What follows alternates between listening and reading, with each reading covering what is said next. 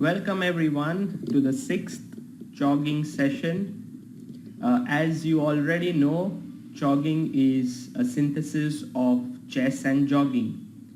And the position that you have in front of you is what I took for my sixth jogging session. I was going to run and solve this, but it has a very interesting story, and today I think we are all going to enjoy this position a lot. So the point is that I took this position not today morning but yesterday, and I went for jogging, and I thought it won't be too difficult. If you see the board, white has one bishop, black has a rook and a pawn, and it seemed as if it shouldn't take a lot of time. Of course, studies are never very simple, but this one didn't look so tough. So what I started to do is I started to run, and I thought to myself, well, I have to find a way to draw this game. And the different emotions that I went through while solving were really very interesting. First I thought that, okay, white should just draw it very easily. I couldn't see a way for black to win. Then I found a way for black to actually play for a win. And then I thought, okay, white is just doomed. And this went on for almost the entire day. I didn't see the answer. I solved from morning until the evening. I was just thinking about, not the entire day, but a lot of time I was thinking about this position, and I said to myself, how can white draw this position? And at night, I finally, told my wife, Amruta, who is also a chess player, that let's just put this position on the chessboard and let's discuss it. And then we discussed it, and with her help and everything, I was able to find the answer, which was really a very happy and a proud moment for me, because I did not check the answer. I tried to find it on my own. So let's first start with this initial observations. It's very important. You don't really start seeing some special move like, you say bishop b8, but why? So let's start with first a normal move, and I think the first normal move that would come to anyone's mind is king g2. Now, what exactly is white aiming for here? White wants to, win this pawn somehow over here. But it's going to be very difficult because the black king is so near. The other thing what is much more realistic is that white is aiming to get his king to g2. So if he is successful in doing that, then the game is just drawn, because then the black king cannot really approach, and the bishop would have plenty of time to take the pawn. So the question to all of you here, I see that a few viewers here, DMC39 and Henry Kissinger, is that what should black play here? It's a pretty simple one to start off with. What do you think that black should play?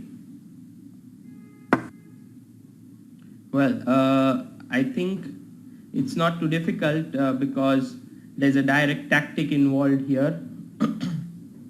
And well, so should I go ahead with the answer here? It's you make a queen, yeah? And if the queen is taken, you just take the bishop. Very simple, right? So this is not working, king g2. So I need to move my bishop. Yes, Henry came up with the answer that you have to queen. So I need to move my bishop somewhere here. Now, what are the possible options? g3, f4, e5, d6, c7, b8. 6 squares. Not at all easy to determine which square would be the right one, but let's try to have a go. What are your initial thoughts about this position? Which move do you think would be the right move in this position? Yeah, bishop g3 is also possible because it cannot be taken. If you take the bishop, it's a stalemate.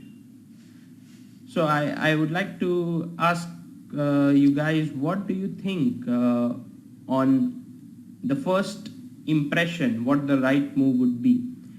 It's very useful to do this because it shows you how strong your intuition is. Like for example, many times Carlson cannot really explain why he makes a certain move. It's just that his intuition tells him that this is the correct move. So what does your intuition tell you? Which move do you think should be the correct one in this position? And of course, to find the reason might not be very simple. You need to dig really deep over here. But that we will get into slowly. So as you think, let me just show you a few of the things which I thought first. I said to myself that look, I can just move the bishop anywhere, okay? Let's say bishop e5 or even bishop d6, right in the middle of the board. I can just move it anywhere, and black cannot really do anything. That's what I thought at first. Like for example, if he goes king g4, I go king g2. And this, my friends, is what we are aiming for. We really want to block the king out from these squares, black king. And now next we are just going to bring our bishop and take the pawn. We have Praveen Prasad who has joined us. So Praveen, the question which I am asking the viewers here is that what move do you think is the most natural one in this position? So if you check that bishop d6, king g4, king g2 is a draw, then you come to some other conclusions that this is really a strong threat and you need to prevent it at all costs. So that's when the idea of the move king h3 can come to your mind. Okay, so this is the thing. But then I thought to myself, what exactly is happening? I just keep moving my bishop on this diagonal over here somewhere, and the black king cannot really come to this square ever, and the and the rook cannot leave this pawn. So how is black going to make any progress? That is the question. Can he make really any progress in this position? And by now I was running, and you know that while jogging, it's really difficult to keep your mind calm. I was already 2 kilometers into the run. And there was also one more variation which I had to verify, which was after king g4, king g2, what if the rook goes to e2? And the point was that if I play bishop to c7, he makes a queen, king takes, and king f3. So I blocked the king from going out. This is common. And this would have been definitely winning if the rook was on f2 and king on g1. This formation is winning for blocking the king. But here the rook is a little bit far off on e2, and I can just play king g1. And this is a draw. There's no way to win. And this took me some time to figure out. I mean, this is basic endgame knowledge, but still, while solving this, I wanted to make sure that this is not a possibility. So bd6 is first move that we are looking at. This might be the correct move, this might not be, but that's not the point. What we are trying to do is get an overall view of the position. So I thought to myself that if king h3, I just keep moving my bishop and he cannot make progress. But that's when I realized that if I play a move like bishop e5, black has a very powerful move here. And I would like you guys to just think about this. What exactly would black do here? How would he play for a win in this position? He can just keep moving the rook on the second rank, but that's not going to make any difference. He can also play his rook to e2, by the way, because if king e2, king comes to g2, which is winning. But I just move my bishop, I have plenty of squares, d6, c7, b8, I keep moving my bishop. So how exactly are we going to make progress? Well, the right idea here is that you have to get your rook behind the pawn on the f file, and this is how it's going to work. So for example, in this position, bishop e5 would be a completely bad move because of rook a5 exclamation mark. And now if the bishop goes to, let's say, d6, we go rook f5, and this is completely winning. Another point which we'll come to that position. Another point is that if bishop d4 trying to attack the f2 pawn, I'm going to move my king to g3. This is very nice because after bishop f2, king f3. And this is simply winning. You do anything, the king cannot come to e1 or g1 because I just give a check. I give a check down here. And if you play bishop e1, then rook a1 is again, you're going to lose the bishop. So when rook goes to a5, you still need to control the g3 square from the king. So let's say you attack the rook, I go rook f5. Now I have a very simple plan. I have stopped your king from coming out on g2. So now I can bring my king from g4 to f3. You still cannot win this pawn because after king g4, bishop f2, king f3, this is just winning. I'm going to move my rook away and mate you. There's no way to stop it. Just have a look at this position carefully. Like whatever you do, for example, bishop h4, I come to h5. Now I'm threatening a mate, so you need to come back and I go to the other side. Or maybe just rook b5 and it's a mate. So that's when I realized that black's plan is actually to transfer his rook to the f file. If he gets his rook on the f file, my king is immobilized, cannot move, and then the king just comes to f3. And when I realized this, I was happy in a way because I had made some progress. I had finally found out what black is aiming for. But at the same time, I was very worried because as I kept thinking and thinking, I just couldn't find a way for white. And here I found a very interesting point, which I think was the breakthrough in the right direction. I saw that if after bishop d6, king h3, I make the move bishop to c7, black cannot attack my rook. Black cannot attack my bishop. He cannot play rook a7 because of bishop b6.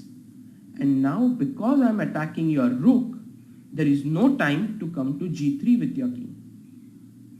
And so if rook f7, I take the pawn now, and there is no way you can, in one move jump to f3. And if you can't do that, I'm coming out on e2, and it's a draw.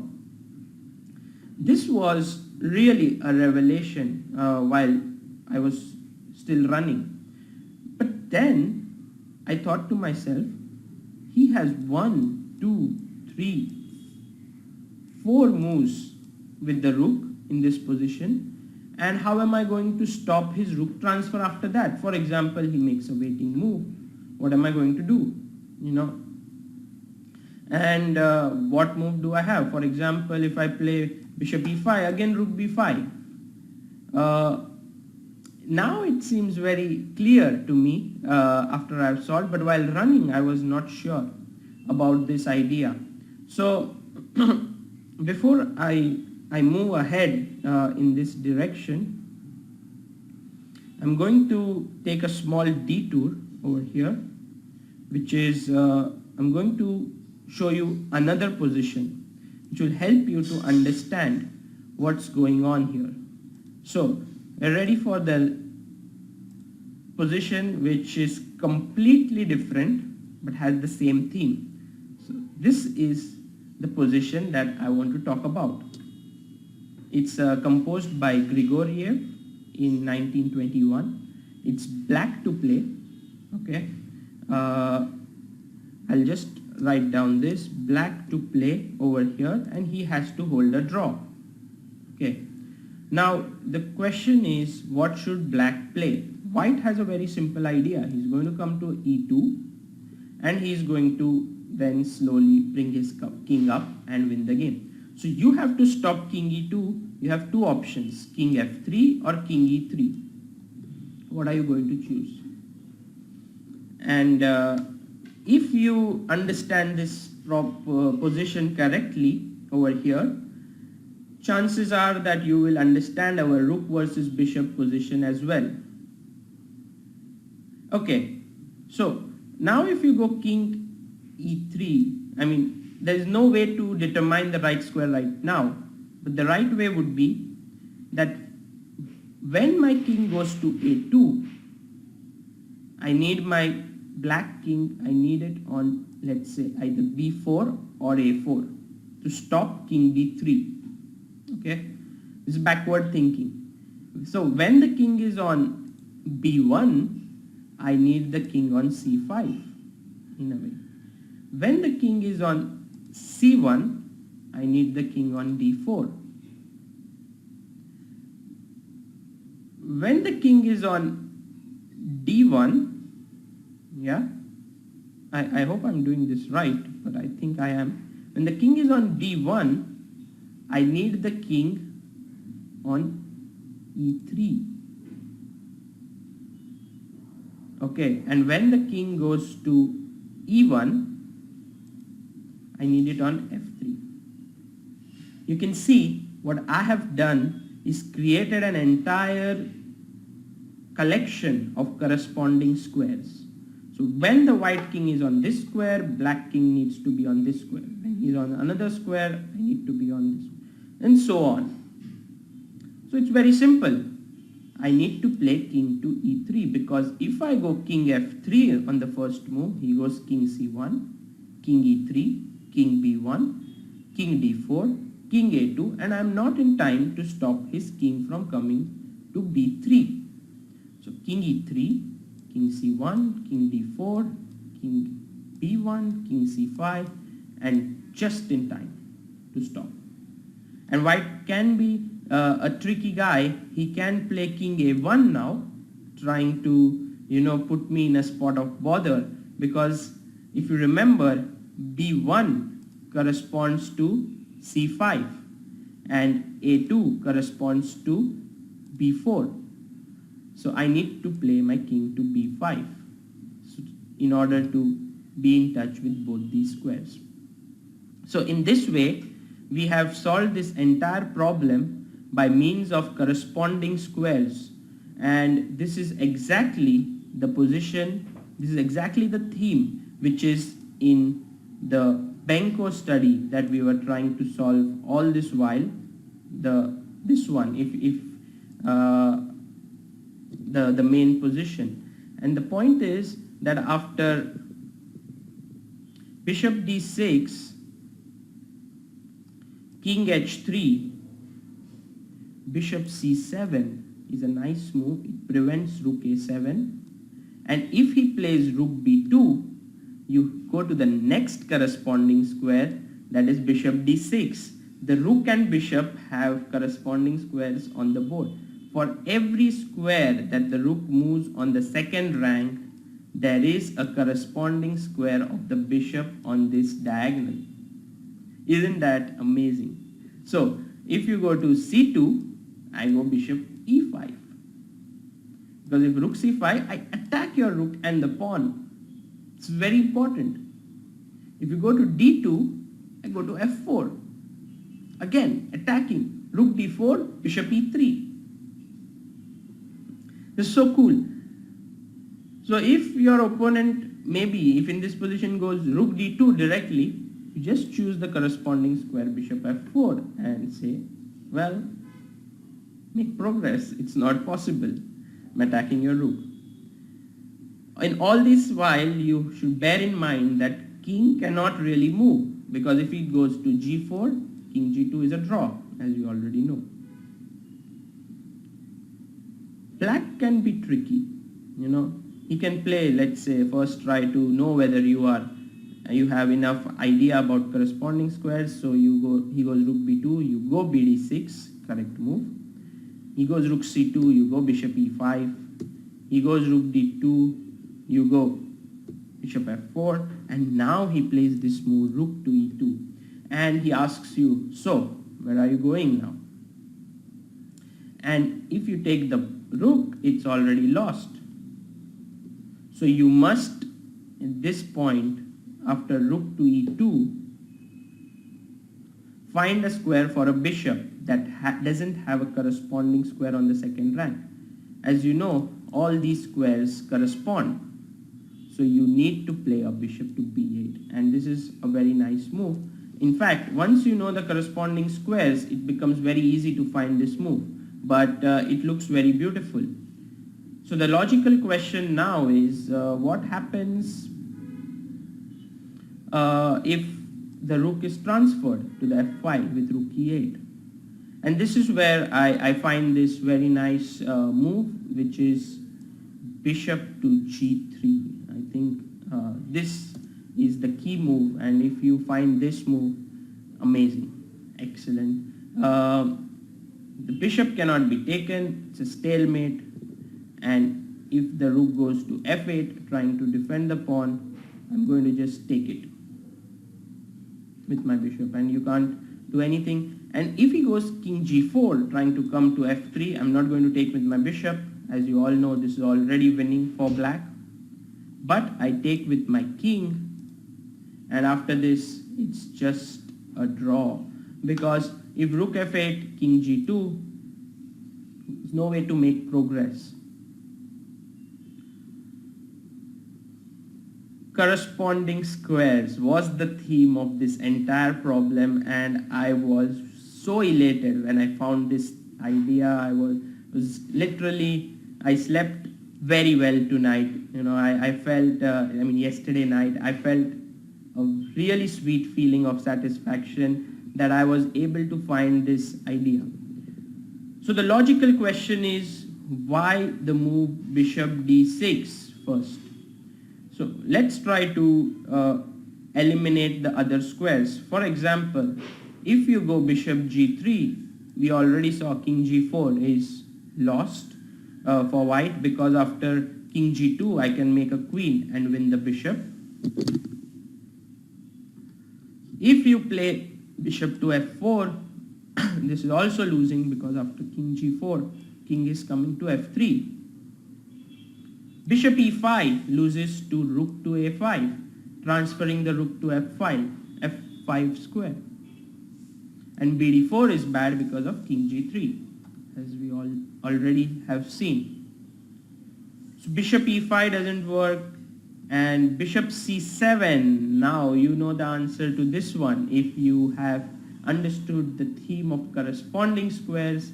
Yes, king h3, the same position, but we want this with black to move in order to draw, but it's white to move, and I will have to move my bishop to an inferior square, which will allow the transfer of the rook from somewhere to the f file.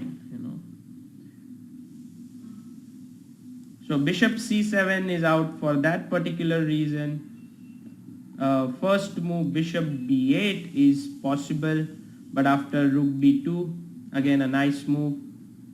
Again, the theme of corresponding squares needs to be kept in mind. Bishop c7 would lose to rook b7, followed by rook f7, and bishop d6 is once again bad because of king h3, the same theme of corresponding squares.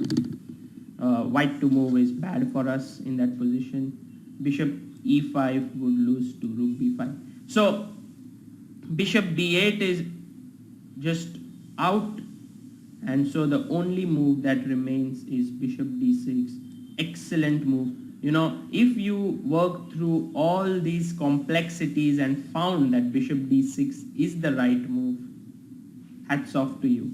Yeah, and the key point here, another one which you shouldn't miss, is that after rook a6, trying to transfer the rook, not bishop e5 stopping because rook a5 is just winning, but you go bishop to c7, and this is the reason why it doesn't work. Bishop d8 pinning. So there's a tactical point in there, and after bishop d6, king h3, we all know the right move.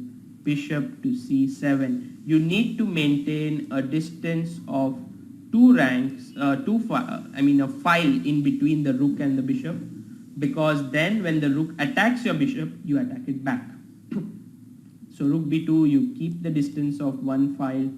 Rook c2, you keep the distance, and that's the way to draw it. We all have learned corresponding squares in pawn endings, but it's nice to see that it's possible in even different endgames. Here it's bishop versus rook, and I would really say Benko composed a beautiful study here with such limited material. He gave me a really tough time yesterday. So thanks a lot for watching this video.